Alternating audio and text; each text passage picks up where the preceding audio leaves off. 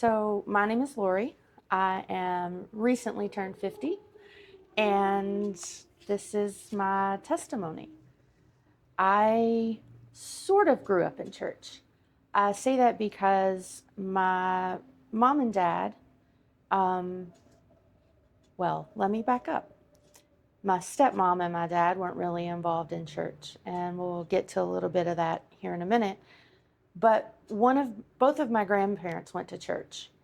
I had one grandmother that if I went to church or if I went to her house, I knew we were going to church. You didn't ask, you just automatically brought church clothes. I had another grandmother that if we went to church, sometimes we did, sometimes we didn't, just depended. One was Baptist, one was Nazarene. So to back up a little bit, as I said, my stepmom and my dad weren't in church. My dad was raised in a Nazarene church. My mother, biological mother, I was 5 years old, and it was the night of my kindergarten graduation when she committed suicide. I didn't have to deal with a lot of, okay, it's Christmas, I want her, no, you get her, no, you had her last year, well, you had her for Easter. I didn't have that push and pull and tugging in my life. What I had instead was a stepmother who, since she was around since I was 6 years old, and she was always my mom. She chose me. And so she and I kind of had that thing where, again, she chose me, and it was just, she was my mom. I didn't have the flip side of that coin of somebody arguing or any of that. So I think, of course, now I have the benefit of hindsight that the Lord even watched over me in that. It was rough not having my biological mom, which even now sounds kind of weird because they were always just both my mom growing up. But again, like I said, I feel like God always kind of substituted almost, because I was with my maternal grandmother a lot, every weekend, as a matter of fact. Friday would come, I was out. I was over at her house. Sunday would come, she would bring me home. So we spent a lot of time together, a lot of time over there. And again, that was the one who sometimes we went to church, sometimes we didn't. So I was exposed really young. But the older we moved away, we moved to Atlanta. My dad had a job transfer. And the older I got, the less and less I attended church. And it just kind of was something that you did. It didn't have a whole lot of meaning behind it. To me, there were lots of rules that we had to follow. I was always one that questioned those rules. Case in point, my nanny, that was my dad's mom, I would go with her on Wednesday nights when we did live here, to something called Caravan. And that was basically the Nazarene Church's versions of Girl Scouts. We got badges for Bible memorization and camping and different things. And we would go on Wednesday nights. Well, I had to wear a skirt and nice shoes and a decent outfit. And yet, all these kids would come out off this bus route with holey jeans, shorts, tank tops, all this stuff. And I'm like, why? What does God care that I wear? Why can't I dress like that? Well, because those are the rules. So to me, early on, church was rules. And most teenagers, especially the ones that I hung around, didn't care about rules. It just wasn't the thing. So my dad moved home my freshman year of high school. My dad and stepmom and my stepbrother, we all moved home, and I just grew up. Again, kind of aged out of the Caravan thing and didn't really have a whole lot of testimony going on, didn't do any of that.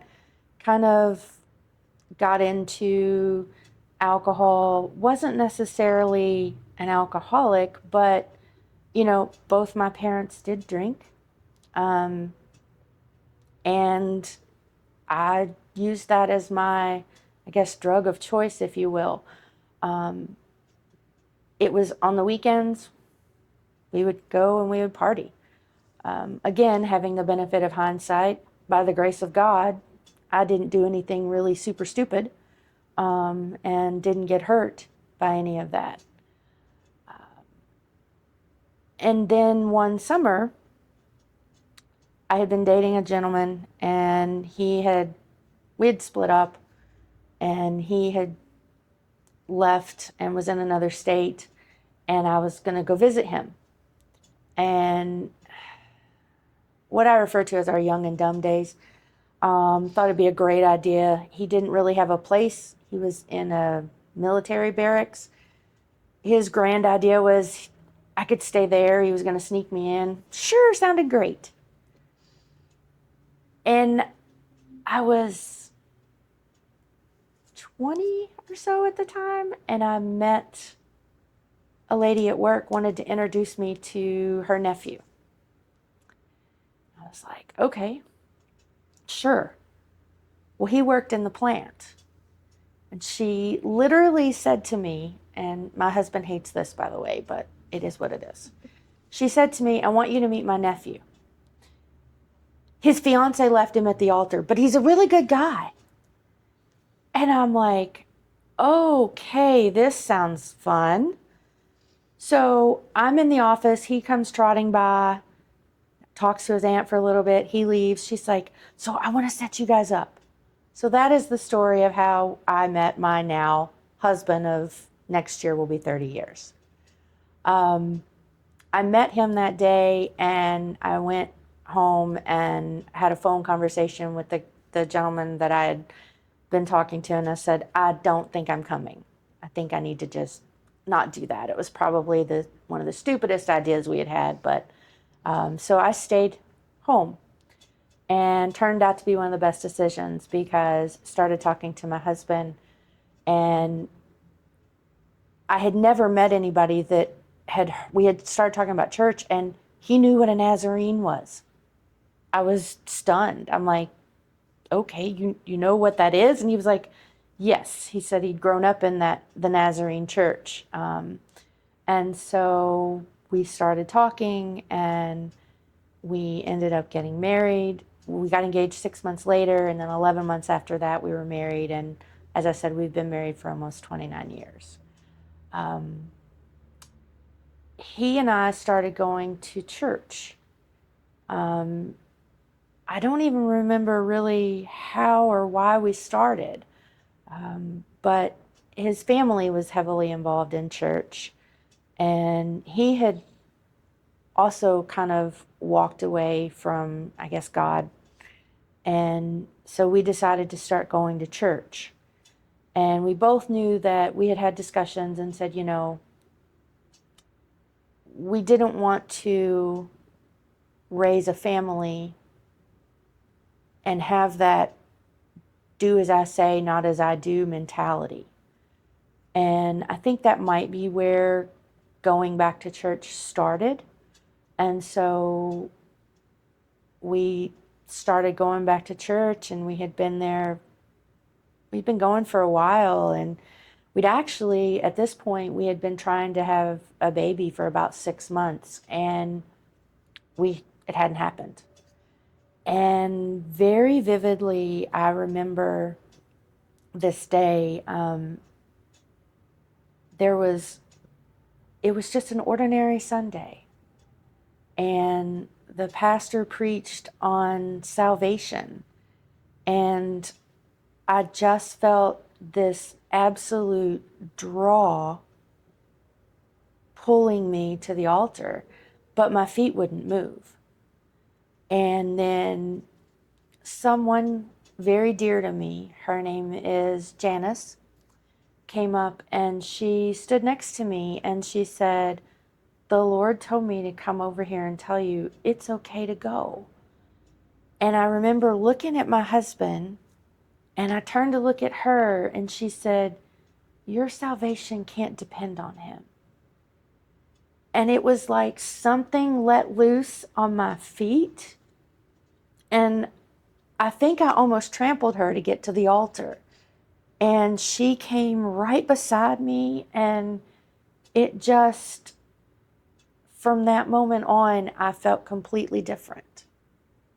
Absolutely, completely different. And had no idea. But the moment I got up, I looked to my right and Michael was there with me. And he had been at the altar. And, you know, I won't speak for him, but I know I got saved in that moment.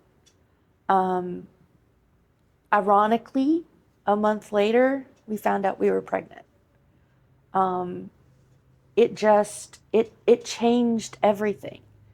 I didn't drink anymore. I didn't feel the need to escape it anymore. I don't even know how to explain it. It just felt different and changed. I started becoming more involved in church.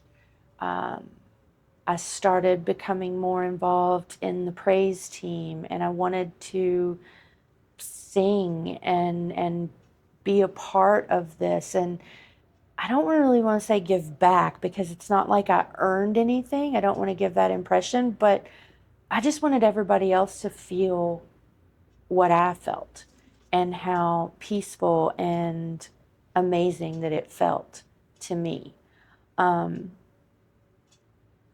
There's a meme going on around on Facebook. I think that it says, you know, I'm not trying to beat Christianity into you, but if you could feel what I feel. And in that moment, I felt absolutely on fire and invisible. Or invincible. I'd love to say that I have felt that way and everything has been roses and rainbows since. It hasn't. But God's been there. He has taken me through the birth of my twins. There's been a couple instances of some church hurt that, you know, initially I thought, how would I ever get around that? But again, having the benefit of hindsight, I think that there's responsibility on both parts. And I think that sometimes God uses things that you think are the most horrible thing in your life to make you move and to draw him closer or you closer to him. And I think he did that through a couple different things of those instances. I also believe that he helped me through the death of my maternal grandmother. Again, I know I had my mom, but my maternal grandmother was one of the most important figures absolutely in my life.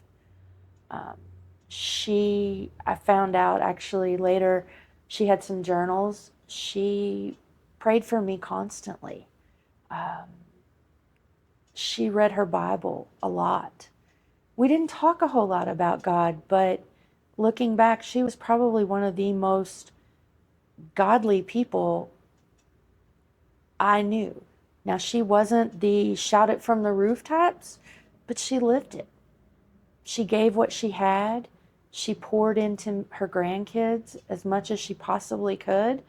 And she loved us, you know.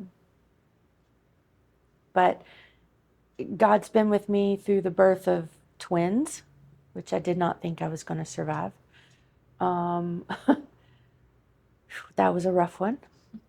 But I can remember it was through a particular really rough time with the boys were probably maybe 2 years old, and I was at work, and it was just a particularly rough time, and I was just moaning and groaning, and I don't know, sometimes I guess I was just having a conversation with God, and And I was like, Lord, this is hard. I don't understand this.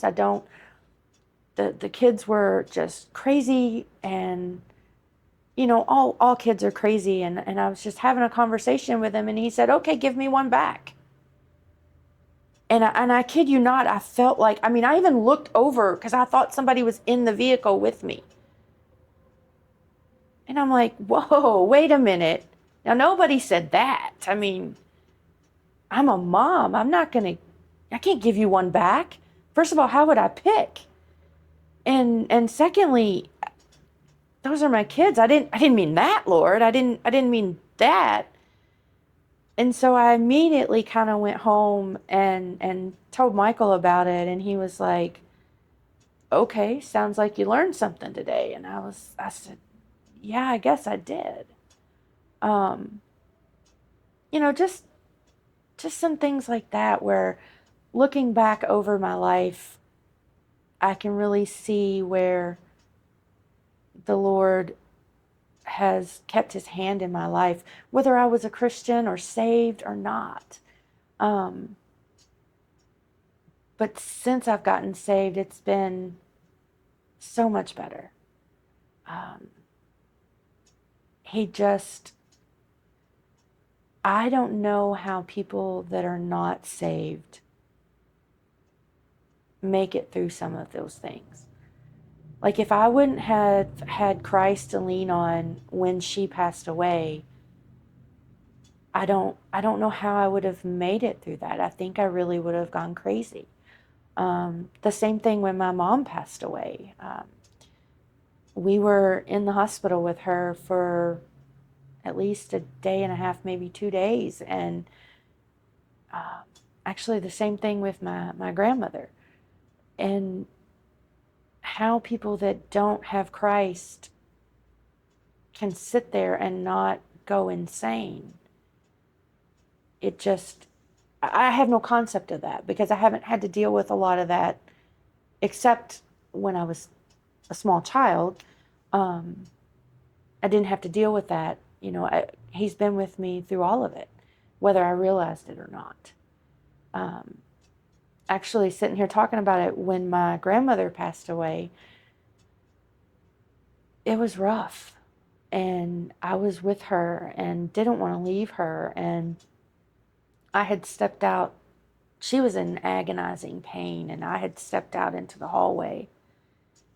And we had been there for probably 2 days. And I just sat down on the floor and I said, Lord, I can't watch this anymore. I cannot watch her suffer. I don't. But the instant that I finished that prayer, I walked in, and within 5 minutes, that woman reached her hand up like she saw God himself come and take her to heaven with him. And it's all kinds of little things like that I see that the night before my daughter was born, I was miserable and I prayed. The doctor had told me it was going to be 2 more weeks. And I prayed that night. I said, Lord, I cannot be pregnant one more day. And I gave birth the next day. It's little things like that. When people say, well, how can you believe that? I can say, how can you not?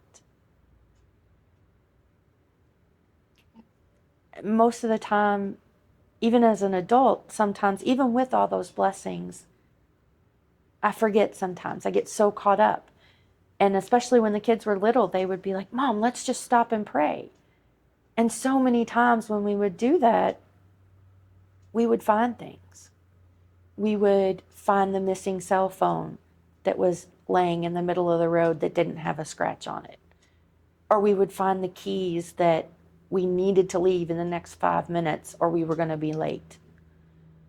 And again, I'm not trying to say that everything's been perfect and, that I'm perfect where I'm at, but God is still perfect. And I know that no matter what I go through, no matter how hard it seems, I can always go back to him. no matter where I'm at, no matter if I'm at my highest high or my lowest low, He's always there. And when I really look at it, you think, oh Lord, you're so far away. And it's usually me that's moved. He's not gone anywhere. It's me that's walked away. You know, I've been blessed. As I said, my husband and I have been married for 29 years this year. We have 3 children, 2 who are married. They have wonderful spouses. So we've been very blessed. I've